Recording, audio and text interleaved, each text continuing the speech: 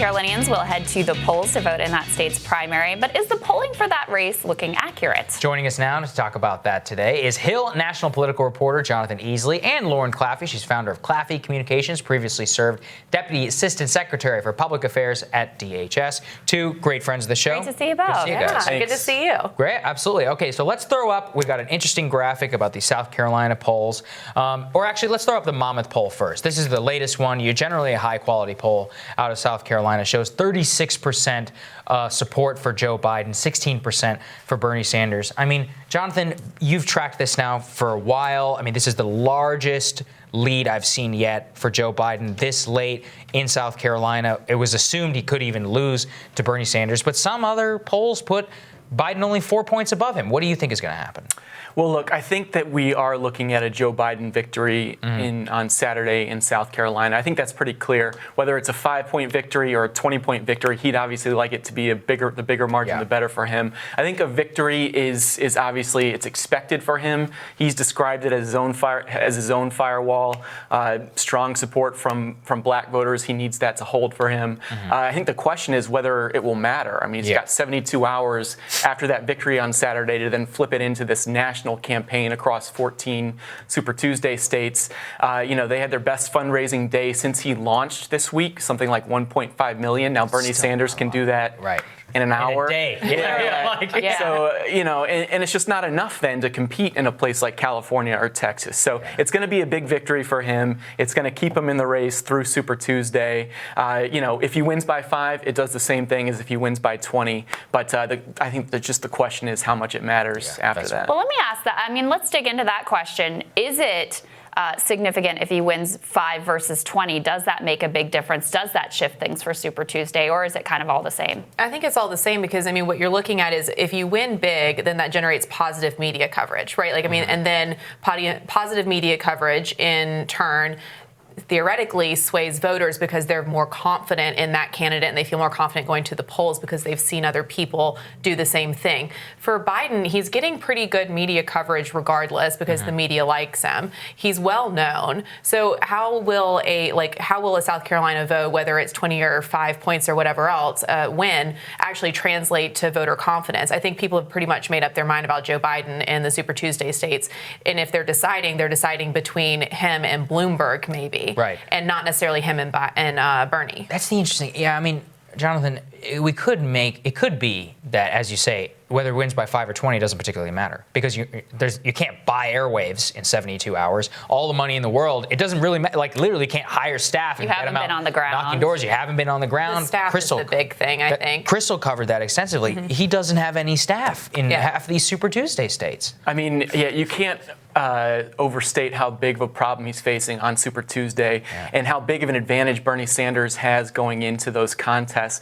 Bernie has spent the entire month of February, even ahead of the Nevada caucuses, which he won by a huge margin, traveling to Texas, traveling to California, holding these huge rallies, 12,000 people in Denver, 13,000 people in Austin. 100,000 people have already voted in Texas while Bernie Sanders was leading in the polls there. A new poll out today showed Bernie Sanders up by 17 points in California. That could deliver him something like 10% of all the delegates that you need to win the nomination. Okay, wow. So I think he's outspent his rivals. He spent $16 million on the airwaves in the Super Tuesday states. Next closest is Amy Klobuchar at $4 million. Okay, Elizabeth Warren has a super PAC who's put like $9 million on the airwaves in California. It's just not going to matter. He's built such a campaign team with staff and offices, the volunteers, the early voting, the whole thing. It looks like he's preparing to really steamroll the field and move closer to the nomination on Super Tuesday. Well, and that is the problem. Is not only does he have the staff on the ground. I mean, this is their second time doing this, right? They made a lot of mistakes the first time around. They sought to fix those. This time around, they've been reaching out to minority communities very early on. Seem to have a lot of strength with Latinos, et cetera. But it's not just the staff on the ground. It's the fact that they have volunteers in every state in the country that want to be out making phone calls, want to be out knocking doors, want to be, donating their money. If you look at the donations map of Bernie versus anybody else, it's overwhelming. how do you overcome that? How do you possibly compete with that when you have not just the paid labor advantage, but the free labor advantage also overwhelmingly behind you? Yeah, true enthusiasm on your side. And I mean, I think that's what the other campaigns are struggling with, right? Because Bloomberg can spend and spend and spend, and that is going to make a difference, I think, on Super Tuesday. I mean, I really think that his advertising blitz and, paired with, I think he's had to overcome his debate performances a little bit. It's rough. But, Should just never appear on a stage again. Yeah, exactly. No. He should just not appear on stage. Only paid communications with the only script. Paid, very scripted. Yeah. Yes. But he's doing the earned media blitz now, and I think he's making gains again. And so, I mean, besides him, I don't know how anybody else can possibly compete with Bernie's enthusiasm and staff on the ground, because not only can he do the advertisement because he has the money, so he can compete with Bloomberg on that stage, but he has the staff and the unpaid volunteers too that are out there knocking doors and like spreading his message. Jonathan, what do you think of Tom Steyer's prospects in South Carolina? I mean, that Monmouth poll we had him and Bernie basically tied. Another Data for Progress poll had him further back, actually tied with Pete for third. He didn't do much in Nevada. There's that poll has him, just down at 13%, 12 points behind Bernie there. Didn't do well in Nevada despite having spent a whole lot of money. Do we feel like his support is kind of ephemeral? Do you think he has a real shot at even maybe potentially second place in South Carolina? I'm deeply skeptical that he's going to reach the threshold to win any delegates out there. I mean, when I was out in Nevada, people were telling me that there was a lot of buzz building around him. You wouldn't believe it. They'd say, he's been up on the airwaves all alone here for months. Which was true. Which was true. It was true. Yeah. And people were telling pollsters that they're considering him. He's underperformed everywhere so far, and so until he performs somewhere or outperforms somewhere, I think it's fine to be skeptical of his support. Now, even 5 or 10% though is going to pull something away, probably from someone like Joe Biden. Maybe I don't know. Yeah, it is Joe Biden. We covered it here. It's half Biden, basically 40% Biden, 30% Sanders. Everybody else kind of. So it could impact the race for sure. But I think talking about him as a first or second place candidate is probably overstating. What is Pete doing in South Carolina? I mean, has he invested much resources there? Is he making much of an effort there? He's making an effort. I mean, he's making an effort everywhere, right? But I mean, it's just sort of amazing that the guy who finished first in Iowa and a very close second in New Hampshire is sort of, fallen out of the equation as we look towards South Carolina and Super Tuesday. And it's fully because he has no support from voters of color. I mean, almost no support. And you can't win the nomination that way. And it doesn't matter, how well you do in those first two predominantly white states. He's really not a factor right now at all, which is pretty astonishing. It's kind of crazy. I mean, Lauren, he came off so desperate in the debate. He was like clawing to get in, and the moderators. Oh my God, him and Klobuchar. I was cringing. The way he was talking over everybody. Oh my God, I thought they were going to punch each other at one point. I was like, at least that would have been interesting. That part I kind of enjoy, actually. Yeah, I mean, I guess the question is, does Pete drop out after South Carolina?